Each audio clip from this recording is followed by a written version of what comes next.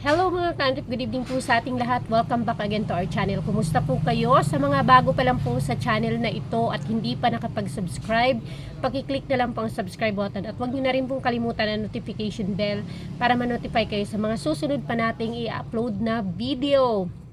Ayan, ngayon po may kasagutan. May tanong tayo na bibigyan natin ng kasagutan para sa kalinawan.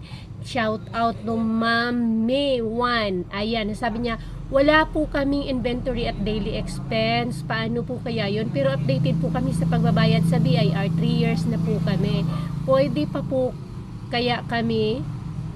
Paano po kaya yun? So, pinag-uusapan po natin dito ang comment po ni ma'am ay regarding po ito doon sa aking video about sa paano mag-loan sa DTI at kung ano-ano yung mga requirements. So, kasama po sa pinaka-requirements ng DTI, Department of Trade and Industry, kung mag-loan po tayo sa kanila, ayun pong daily sales record. So, daily sales record, yun naman po yun ay yung mga notebook lang natin na daily sales record natin na yung mga operation ng shop natin or ng store every day. So, napaka-importante po nun nung mayroon tayong listahan ng binibenta natin araw-araw. Although hindi naman natin yun na-perfect, but at least dapat meron tayong record na ganon. So, kung kailan nag-start yung ating operation, isasubmit po yun doon.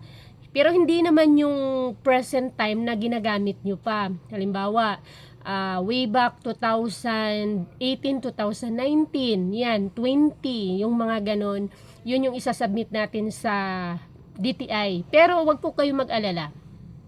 Hindi po yun nila isasubmit sa BIR or hindi po yun makakarating kay BIR.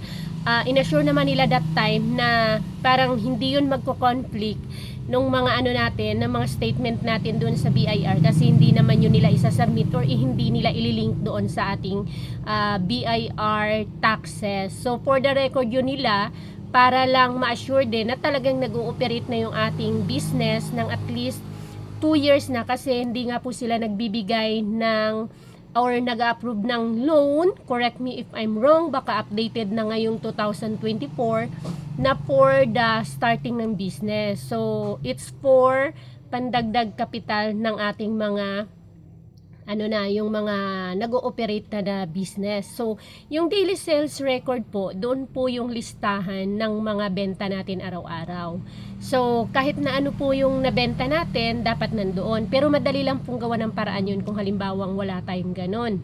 Pwede tayong yung mga marami po kasing walang ganon, doon sila nahihirapan at natatagalan. Pero pwedeng gawa ng paraan kasi pwede namang gumawa na lang ng notebook or record book na pahabol. Pero napaghahalataan din minsan kasi di ba bago.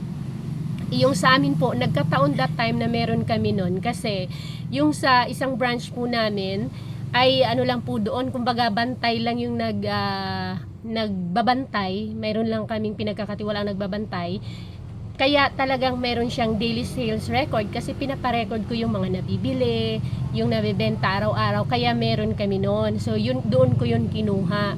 And then pagdating naman po sa inventory, madali lang po yan. Hindi nyo kailangan ng previous record yan. Kasi kung kailan ka pinapakomply ng mga requirements, doon ka mag-inventory ng iyong laman ng tindahan mo. So i-record mo yun siya lahat. Description, para lang din pong gumagawa ng simpleng record. Ganyan lang siya. Description, o ito, halimbawa, suka or toyo, yan. Tapos kung ilang piraso siya dito, stocks, halimbawa 5, 3, magkano ang nito, ang base price, yan, puhunan, halimbawa 10, magkano ang selling price, ang SRP, halimbawa 15, ganyan lang siya. Tapos total dito sa dulo para magkaroon sila ng record kung ilan at kung para mapatunayan kung talagang meron tayong mga stocks na ganyan at kung magkano yung outstanding na ating ng ating business, ang inventory ng ating business. So kapag sa hardware naman or motor shop, dito rin ako talagang natagalan. Kasi as much as possible, dapat ilista mo lahat ng kung anong meron ka sa loob ng iyong shop or ng iyong tindahan, kasi makakatulong yun siya para talaga tayo ay ma-approve. Kasi nga, magpapatunay yun na existing ang business natin, nag-ooperate ang business natin, na meron talaga tayong business. Kasi isi-CI ka pa niya eh.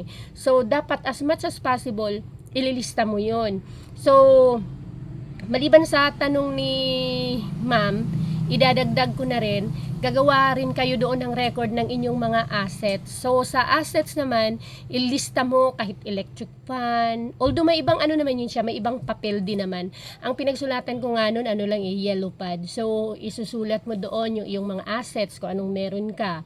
Halimbawa, electric fan, kung ilan ang electric fan mo, ilan ang ref mo, ilan ang washing machine mo, ilan ang motor mo, ilan ang sasakyan mo. Pero ulitin ko, that time, sinabi sa akin na hindi yon makakarating or hindi yon lilink doon sa BIR, kasi for records lang nila yon, para doon sa ina-upload para doon sa niluluon natin for approval, para talagang maano din nila, malaman din nila na capable tayong magbayad at hindi lang mawawala yung loan na yung pera na ma-approve sa atin. Imagine, syempre, gobyerno yan, di ba? Alam naman natin na kapag sa gobyerno, talagang mabusisi siya. So, after that, meron pang ITR. So, papakwain ka ng ITR sa, pwede kang lumapit sa bookkeeper, na may kakilalang accountant na para makamura-mura ka. Kasi kapag sa accounting firm ka talaga pumunta, accounting office, that time 7,000. So siguro ngayon baka 10,000 na. Pero syempre dahil ako may bookkeeper at doon niya dinala sa kanyang accountant, nakatipid ako, naging 5,000 na lang. Syempre kakilala niya yun at kliyente din siya nung accountant na yun. So kapag sa accounting firm ka, sinubukan ko nung that time, nag-inquire ba, pumunta ako sa office ng accounting firm, just ko 7,000. Pero nung pinaano ko, kinonsult ko na rin sa bookkeeper, ayun, naging 5,000 kasi kakilala niya yung pumirma doon sa ITR. Yung bookkeeper yung gumawa kasi. Siyempre kapag doon sa accounting firm, sila talaga, office nila ang gagawa. So, yun po yun. Madali lang yung inventory, lahat-lahat ng nanandyan sa tindahan mo, sa hardware mo, sa shop mo, ililista mo yan. Mas marami, mas maganda, kasi ibig sabihin, malaki na yung iyong business or may laman na yung business, kailangan mo lang magdagdag pa ng kapital talaga. And then sa naman, sa daily sales record, ayun, pwede siyang gawa ng paraan, pwedeng ihabol na gawa-gawa ka na lang ng mga daily sales record mo para may ma-submit ka yung mga ganito natin. Ganito. Kasi kung yung yung pang-submit natin sa BIR, medyo yun, talo tayo doon kasi aminin na natin konti ang laman nun. Kaya pag ganito, marami tayong maraming laman yan, kasi lalong-lalo na doon sa mga baguhan pa lang. Nung bago pa lang kami, talagang nagdi-daily sales record ako. Pero ngayon, katagalan na, hindi na. Yung total na lang daily yung nililista ko dito sa aming daily sales record. Kasi habang tumatagal po, di mo na siya mahabol. Pag marami ng customer, maraming transaction, hindi mo na siya mahabol, malista-lista ng ganun. Pero sa kabilang branch, hanggang ngayon, lista-lista pa rin siya. Kasi nga, bantay lang yung nagbabantay doon. Hindi naman ako talaga yung nandoon. So, for the record, para alam namin at magtali doon sa cash at sa sa record niya yung pera, yung benta, kailangan namin yung daily sales record.